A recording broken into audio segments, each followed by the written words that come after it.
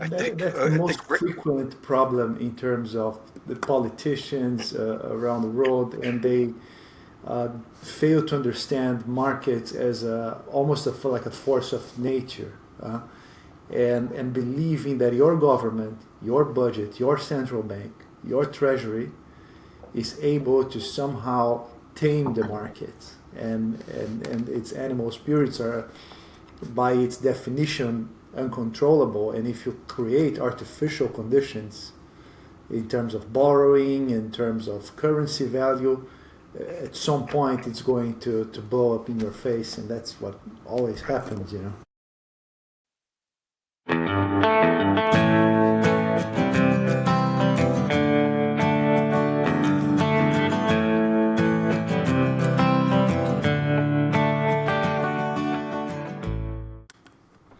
Hey everyone, welcome to Markets and Madness podcast. Thanks for joining us. If you're if you're new to the channel, please subscribe. Please ring the bell to get some new content, and we can answer any questions you have. So put all your comments below in the YouTube channel. We have with us today Alex Chaia. He's been with us several times before. He's a hedge fund manager. Alex, I'll let you start. Let you introduce yourself and go from there. And obviously Tim Nice, and I. nice to see you again, Fred. Yes, very excited to be here discussing with you guys today. Okay, so what I've been noticing in the markets lately. Tim and I talked about this when we started this podcast back in September and October, and the idea of what I call a it's a yield curve move, but a twist in the yield curve where the front end keeps coming down and the back end keeps going up. They're going in opposite directions. It's like it's twisting it, and we're seeing U.S. bond yields above 4.75 now, up 4.75, and UK gilts as well. They're higher still. What are your thoughts on the gilt market and what's driving this and where it stops? Well, it's a global movement as we see, but we can argue that UK gilts moved first in that direction. And one of the concerns is really how Trump's policies on tariffs are going to affect long term cost of borrowing. So the yield curve is shifting, no doubt. We are having a lot of news regarding the labor government demanding all units of government to start cutting costs as quick and effective as possible. And before that, they were just concentrating on raising tax revenue. So it looks like the world competitive market is competitivity is increasing, and we need more action from in terms of budget and fiscal policy. So you see it as, a typical supply problem where there's a lot of bonds that are going to be issued to fund all of these programs that aren't really funding themselves. Yeah, absolutely, and it's more about the demand for these bonds as well, right? So if we have if the buyers stop buying, then you need to increase yields to convince them to bring more money back, and that's a lot of what is happening at the moment as well. There was a guy I used to read many years ago, Dennis Gartman letter, and he used to say, you don't need selling to push a market down. You just need lack of buying. And we're seeing that in bond prices. Bond prices continue to move lower across the curve and globally. What are your thoughts, Tim? You got several dynamics working here. I mean, first of all, you have this massive debt that has to be funded, and it's the interest of the Federal Reserve being pressured, presumably by the administration and maybe Congress, I don't know, to keep short rates lower.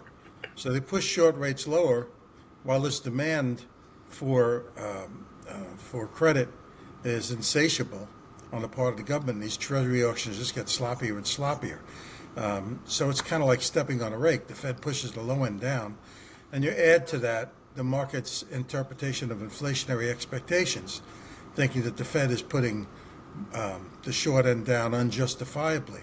I mean, what we saw, I guess maybe 3 months ago, the Fed's pushed down lower rates about 100 basis points, and the 10 years backed up 100 basis points.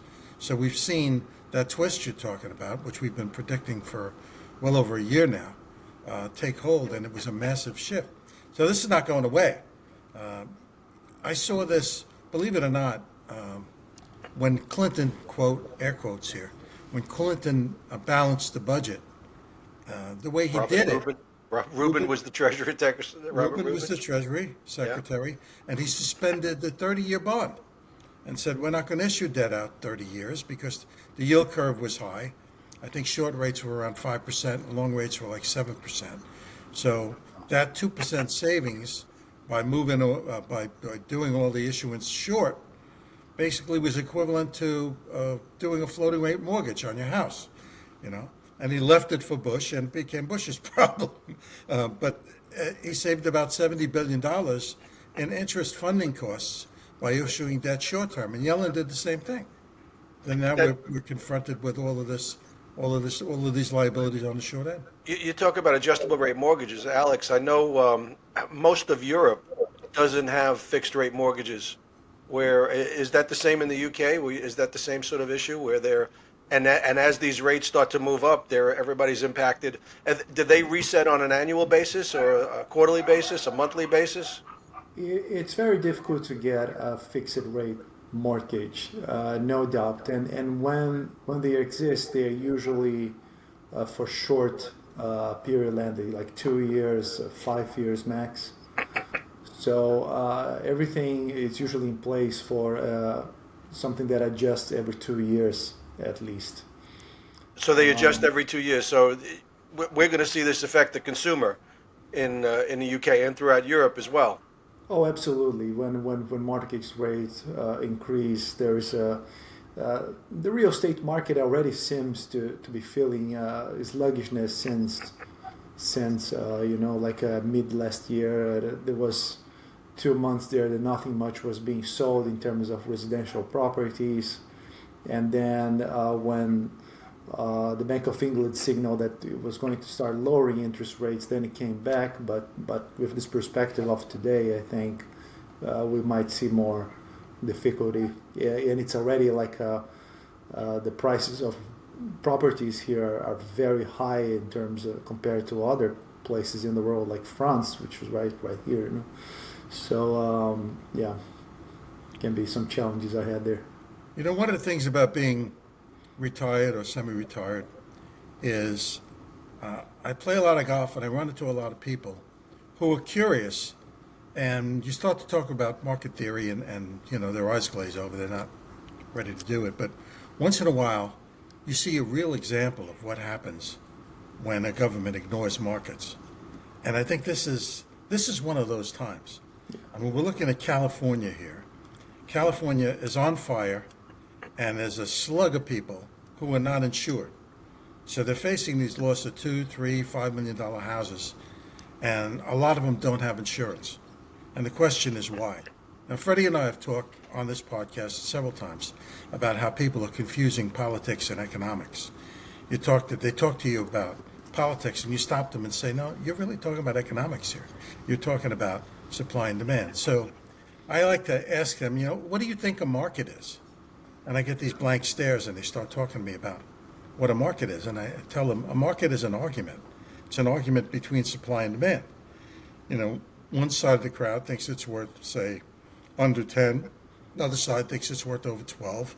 And we take that argument, pass it around the world, and people join in. And we get the resolution of an argument, which we call a transaction. And there's something sophisticated about a society that resolves all these financial disputes peacefully. Well, if you don't allow this process to work, and the government says, prices are too high, like California saying insurance prices are too high, so we're not going to let you charge the premiums that reflect the kind of risk you have to take to insure this property. What do you get? You get shortages, and you get a dysfunctional balance between supply and demand. They move price to the point where they won't allow supply and demand to meet. And that's what's happening right now. I mean, the thing about supply and demand is it's like gravity. It really doesn't care. Gravity is agnostic. It doesn't care what's fair. You could run up a flight of steps to save somebody's life, or you could be doing it to steal their wallet. Gravity's indifferent. it exerts the same force on you. And markets do that. And California has now created the ultimate catastrophe. It's got people losing massive amounts of money because they wouldn't permit the market to work. And I think, that's what this podcast is all about. I mean, trying to let people understand some of the issues and look at what's happened if you ignore markets. Fortunately, free markets are breaking out all over the world. All these governments now around the world are collapsing. And we're at a point now, I think globally, where the world is saying, no, we need free markets. We might not want them. And there's nothing fair about them, but with respect to distributing resources intelligently and accurately and getting them where they're needed, I think we're there.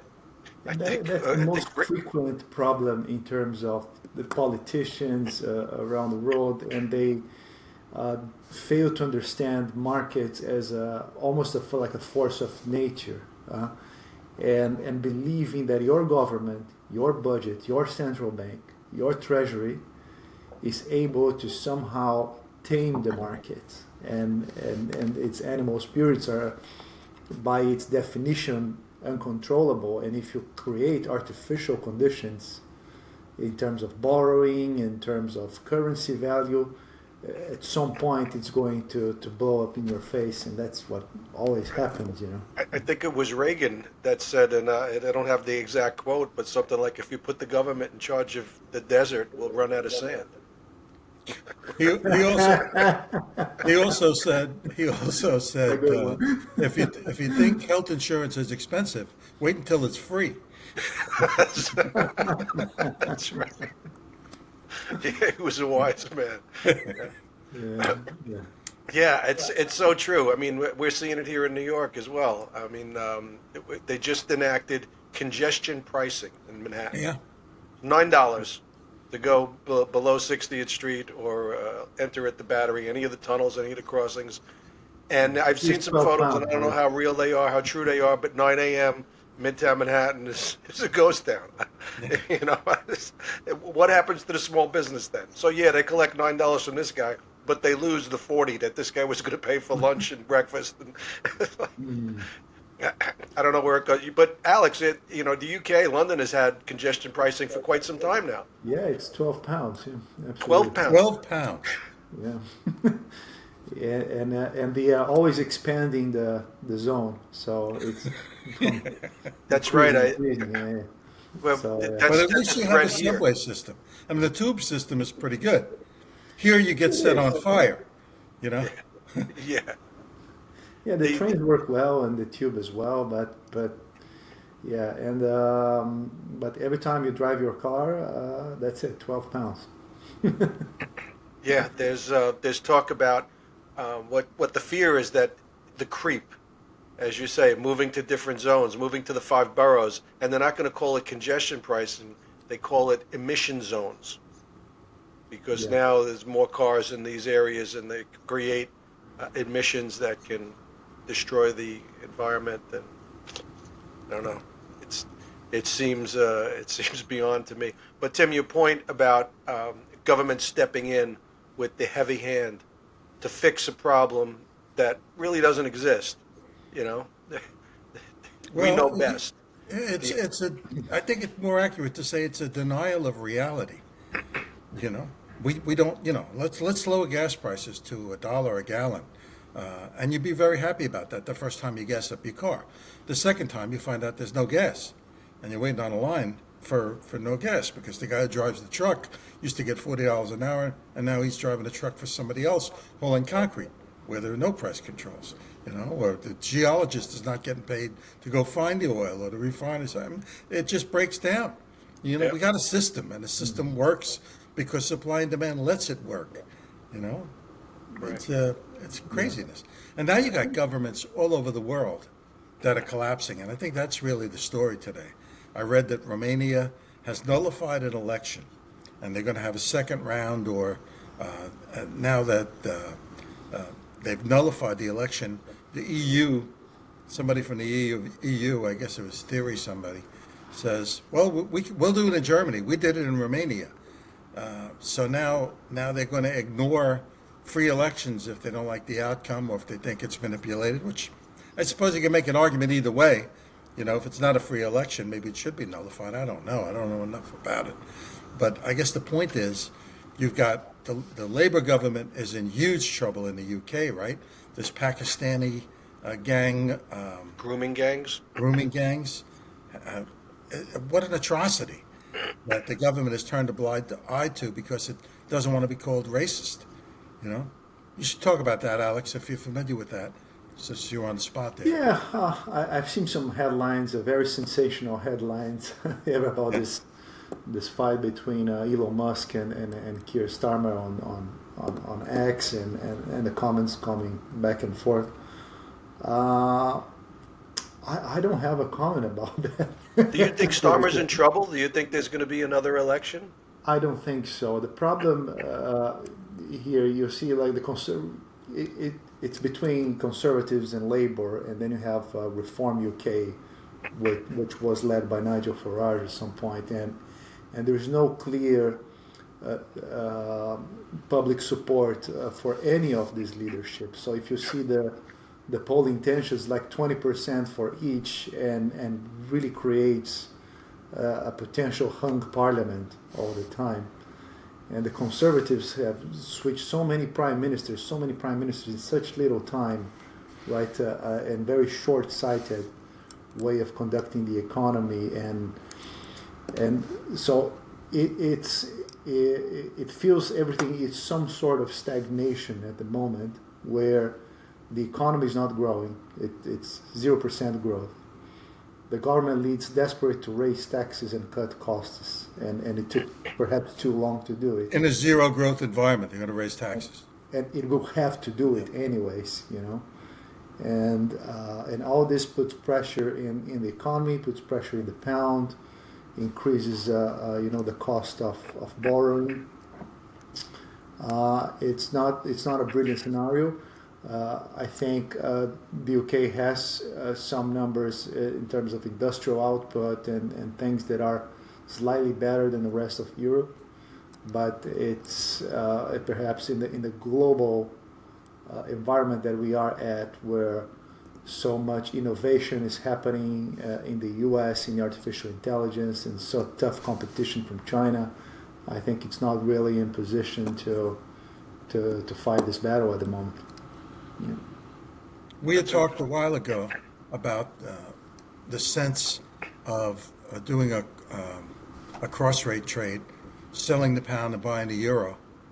Now I think you got to sell both of them to buy the dollar. It looks like even though Trump is going to try to jawbone the dollar down, as you point out, it's the only game in town.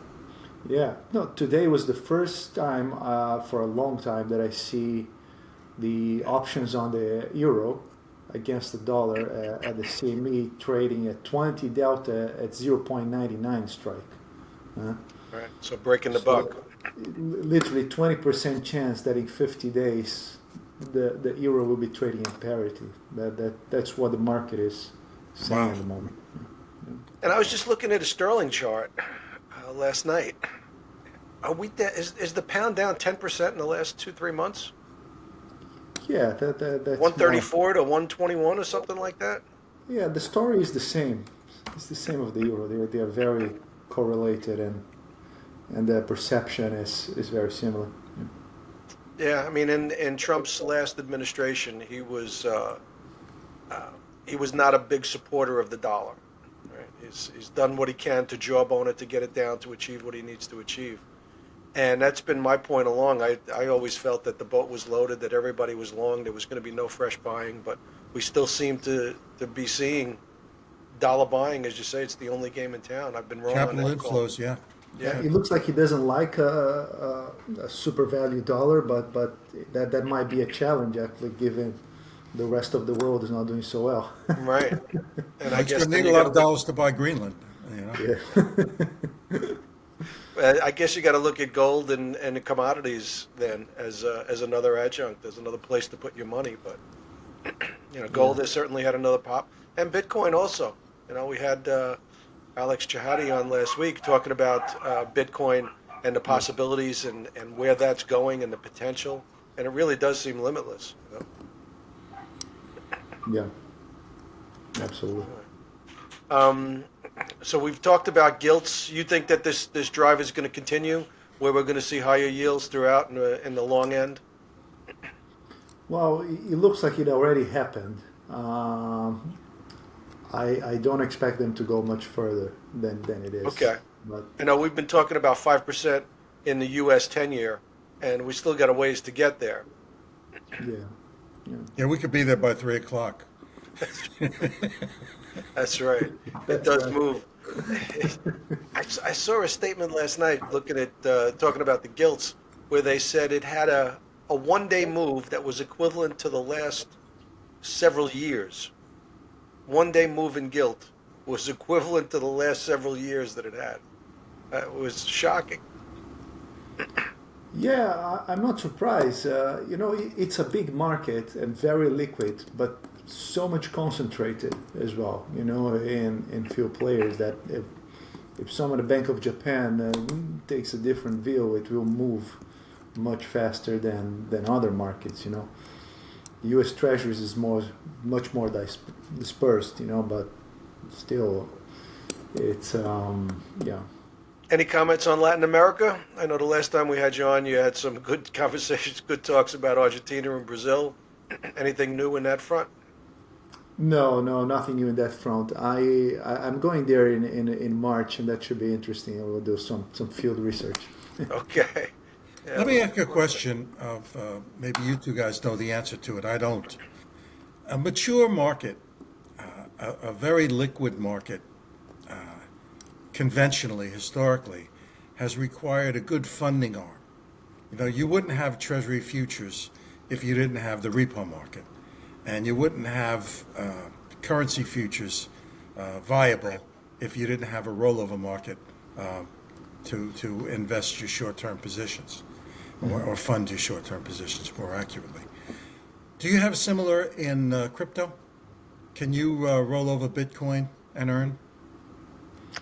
I don't think it's on a day-to-day basis. I think it's more long-term, where you stake your crypto, your digital currencies, and then you get yield for that, but you give it up for a certain period of time. I believe. I mean, that's Oh, several years ago when I was looking into that. That's what I saw, staking. well, the CME Bitcoin futures have been increasing in volume quite impressively. Yeah, Bitcoin futures? yeah. Yeah. And it's a large contract, and perhaps this is preventing it to increase faster. There's the micro Bitcoin as well. So is And there a there is, basis trade where you could short Bitcoin and buy the future and yeah, borrow Bitcoin to fund it? yeah, yeah. There is. The, Okay. the problem with Bitcoin is always the counterparty risk, because you don't really, well, the derivatives of Bitcoin, because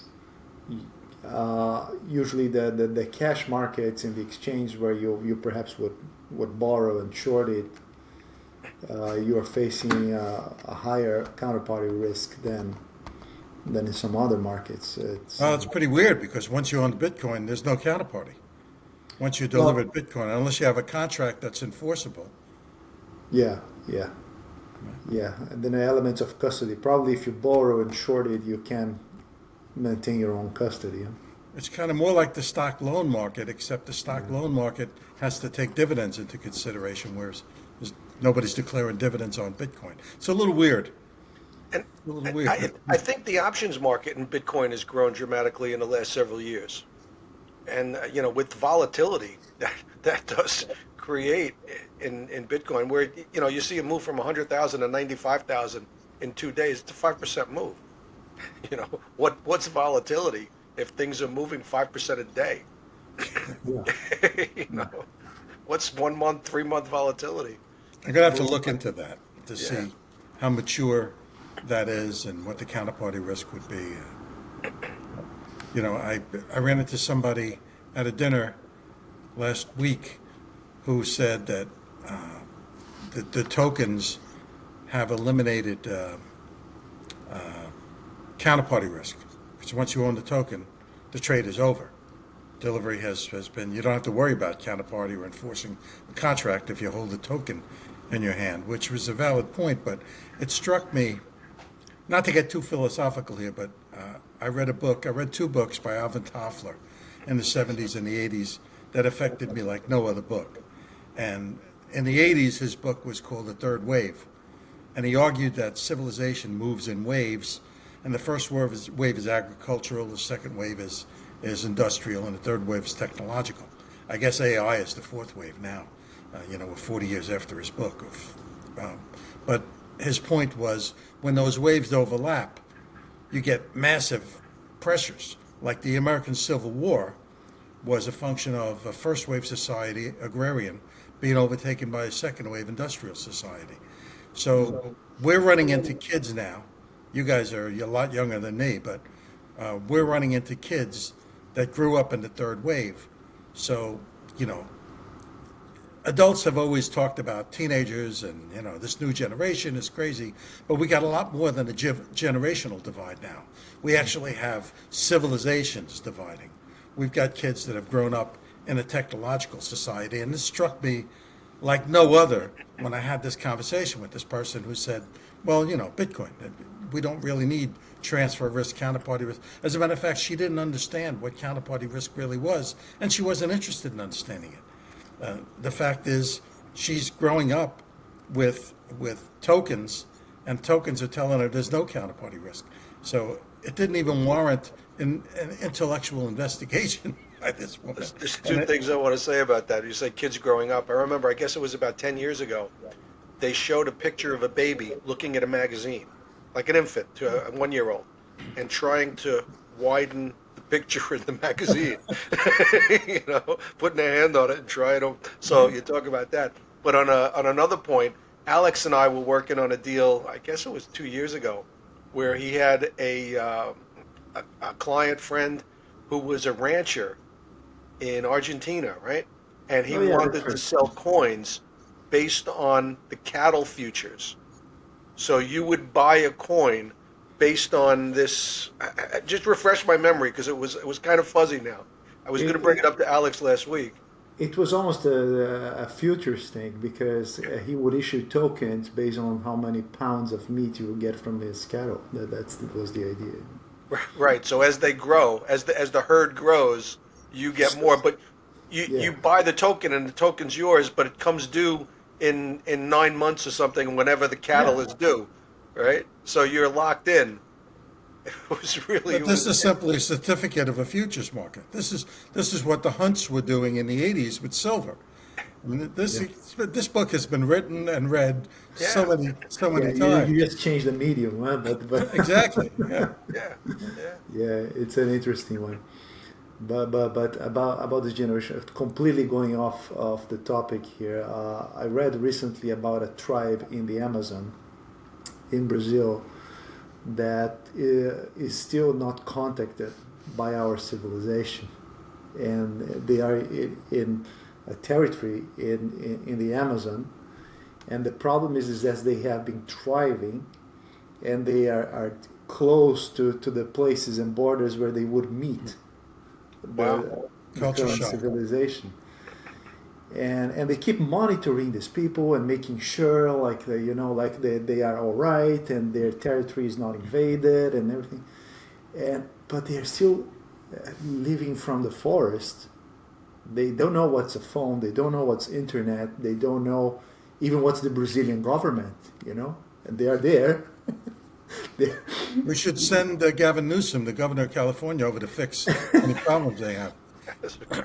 But I'll tell you a cute story, Alex. I'm sorry, are you finished? It's called the Masaco tribe, and I was so troubled about that because as Brazilian, I didn't even know they existed, and also the ethical perspective, is it fair for them not letting them know there's a whole civilization that is mechanized or with health improvements or whatever, and letting them, I don't know, with a age expectation of like 40, 35 years old and living in the forest. I really recommend everyone to see that story because it also got me questioning, what's the name of the tribe? Masaco. Massaco, and that's the name we gave to them because we don't know what's their name in their language. This is a Star Trek episode. Yeah. This is Captain Right. Kirk showing up on another planet, you know. And what are the chances that we are also at this level for another civilization? They're just looking at us like, let's wait until this guy. Well, right now these culture classes are cute. I'll tell you a story. My ex-wife used to work for UNICEF, and they would have lunch in the UN cafeteria. So whenever somebody from another country came, somebody from locally would have to take them, show them where the cafeteria is, how to get food, all that stuff. So she was assigned to take this guy, who was from somewhere in Africa, and she brought him to the cafeteria, and he wanted a cup of tea. So and in the UN they gave you a cup and hot water and a tea bag. So this guy gets his hot water in his tea bag, sits down at the table, opens up the tea bag, and pours the tea on the water, and now it's floating in the water because he thinks it's loose tea. So she said, "No, we got a tea bag. This is what we do." And she dipped the tea bag in the water and made tea. So this guy watched and he said, "Oh, that's impressive." So he went and got another cup of coffee, another cup of hot water, and another tea bag, and made his tea.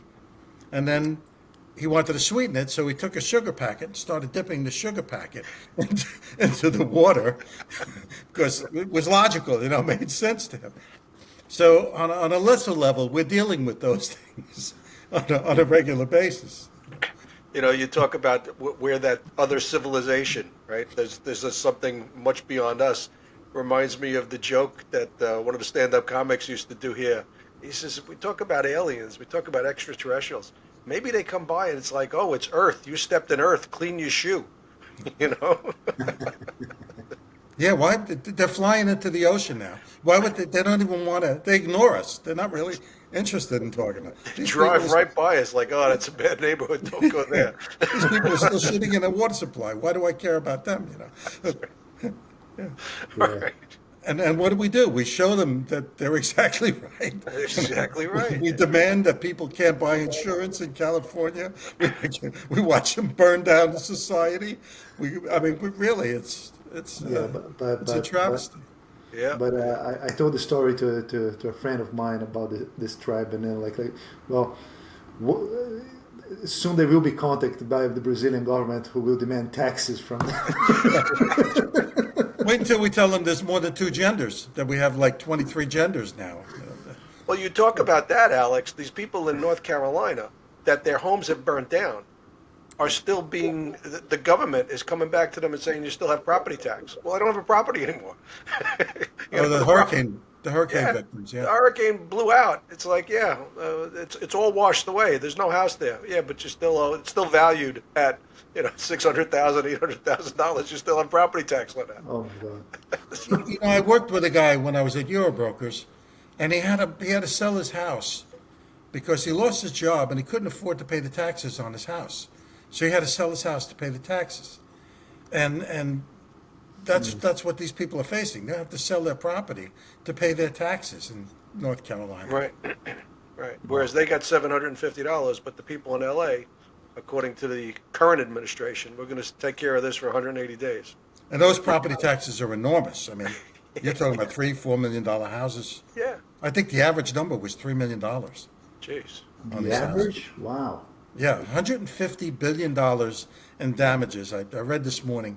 It was 6,000 houses over 6,000 houses have been destroyed, and the average cost, it ranged from 1.5 to up to 10-15 million dollars. So 300 times 6,000, and you get 180 billion. So Enormous. Yeah. yeah. And they expect the insurance companies to step up and pay for this without charging any premiums. Right. That's how irrational this whole thing is. And arson, by the way, 2 fires were set by arson, and not sure by homeless. So this could be a terrorist act as well. Yeah. Wow. Well, on that somber note, I think we'll call it a day. I thank you both. Once again, if you're watching this, and I would just say subscribe to our YouTube channel, Markets and Madness. Subscribe. We're going to see this on Spotify as well. You can subscribe there. I post this on LinkedIn. I post this in a number of other places. Just hit the like button, ring the bells to get any new content. And put your comments below. We'd love to hear what you people have to say. I'd love to do a couple of live sessions, and we can interact with the audience at some point. We're not If there you've yet. endured us this far, I want to thank you for watching. Yeah. Thank you again. All right, guys. Have a great day. Speaking to you guys. Bye bye.